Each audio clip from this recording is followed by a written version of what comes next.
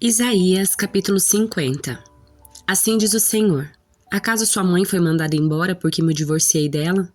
Vendi vocês como escravos para meus credores? Não foram vendidos por causa dos seus pecados e sua mãe se foi por causa da rebeldia de vocês? Porque ninguém apareceu quando eu vim? Porque ninguém respondeu quando eu chamei?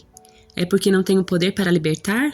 Pois eu, com uma simples palavra, seco o mar e transformo rios em desertos cheios de peixes mortos.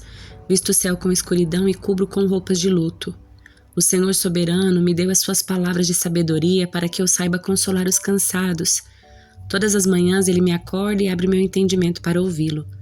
O Senhor soberano falou comigo e eu o ouvi. Não me rebelei nem me afastei. Ofereci as costas aos que me batiam e a face aos que me arrancavam a barba.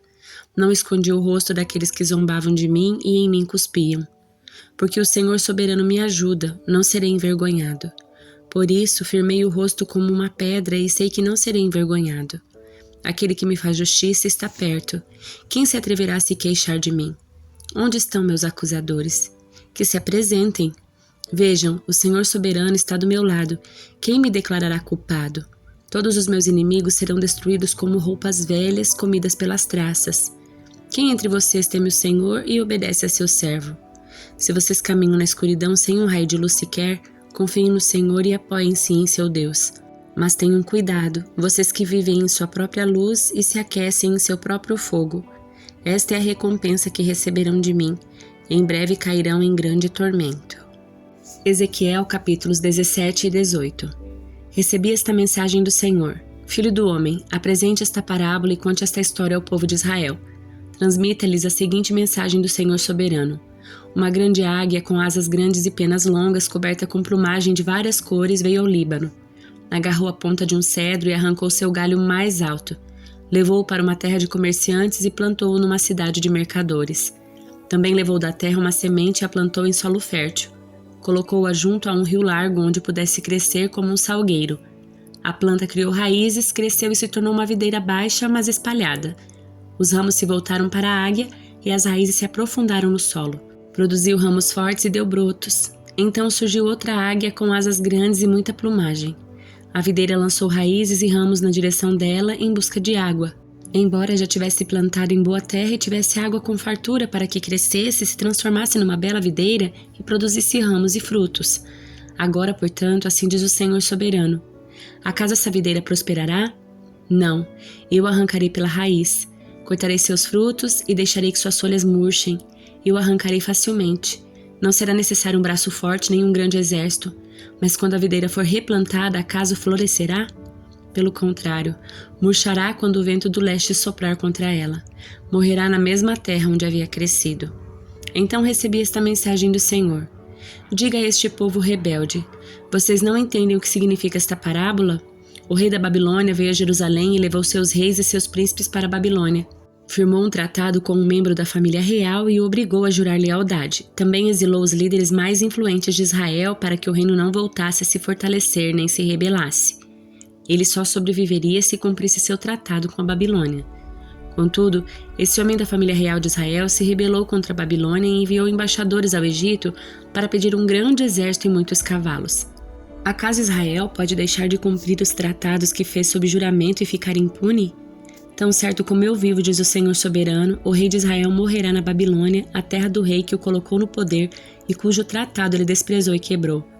O faraó e todo o seu exército poderoso não serão capazes de ajudar Israel quando o rei da Babilônia cercar Jerusalém novamente e destruir muitas vidas, pois o rei de Israel desprezou seu tratado e o quebrou depois de jurar obediência. Portanto, ele não escapará. Por isso, assim diz o Senhor soberano: tão certo como eu vivo, eu o castigarei por quebrar a minha aliança e desprezar o voto solene que fez em meu nome. Lançarei minha rede sobre ele e o pegarei em meu laço. Eu o levarei à Babilônia e o julgarei por sua traição contra mim. Todos os seus melhores guerreiros serão mortos na batalha e os que sobreviverem serão espalhados aos 4 ventos. Então você saberá que eu, o Senhor, falei.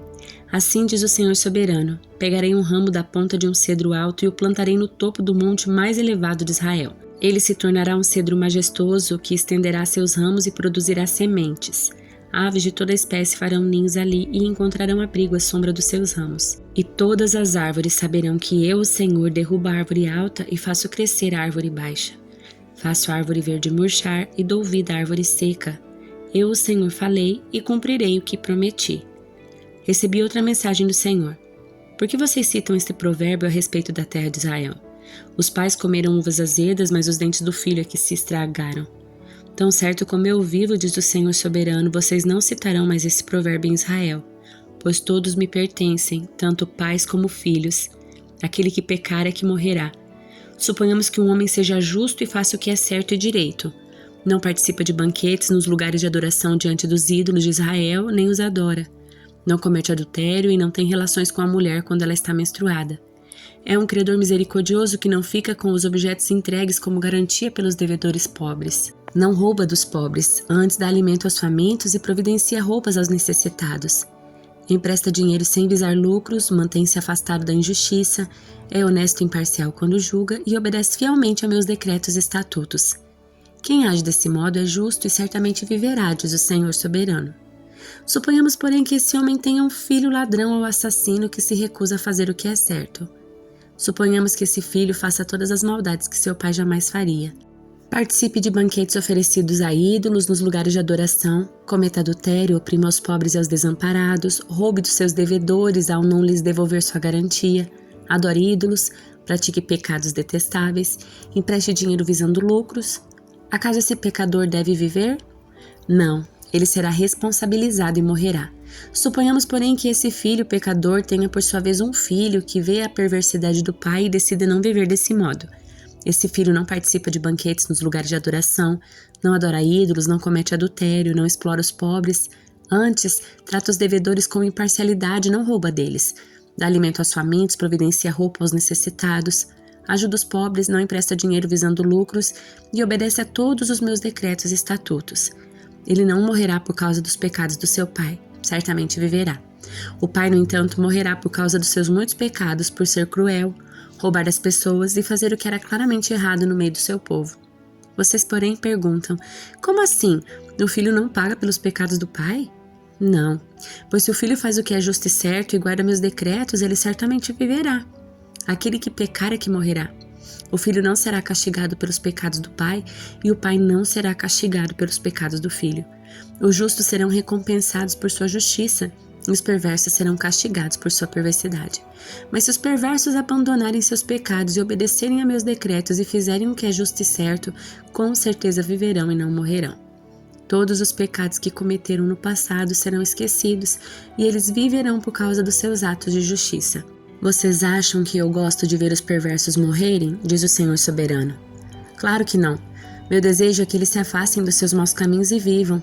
Contudo, se os justos se afastarem de sua justiça, cometerem pecados e agirem como os outros pecadores, deve-se permitir que vivam? Claro que não. Todos os seus atos de justiça serão esquecidos e eles morrerão por causa dos seus pecados. Vocês, porém, dizem, o Senhor não é justo. Ouça, ó povo de Israel, quem é injusto, eu ou vocês? Se os justos se afastarem da sua justiça e cometerem pecados, morrerão por causa disso. Sim, eles morrerão por causa dos seus pecados. E se os perversos se afastarem da sua perversidade e fizerem o que é justo e certo, preservarão a vida. Eles viverão, pois pensaram melhor e decidiram se afastar dos seus pecados. E, no entanto, o povo de Israel continua a dizer, o Senhor não é justo. Ó povo de Israel, vocês é que são injustos e não eu. Portanto, julgarei cada um de vocês, ó povo de Israel, conforme suas ações, diz o Senhor soberano. Arrependam-se e afastem-se dos seus pecados e não permitam que eles o derrubem. Deixem toda a sua rebeldia para trás e busquem um coração novo e um espírito novo. Por que morrer, ó povo de Israel? Não é meu desejo que morram, diz o Senhor soberano. Arrependam-se e vivam. Salmo de número 134. Louvem o Senhor todos vocês, servos do Senhor, todos que servem de noite na casa do Senhor. Levantem suas mãos para o santuário e louvem o Senhor.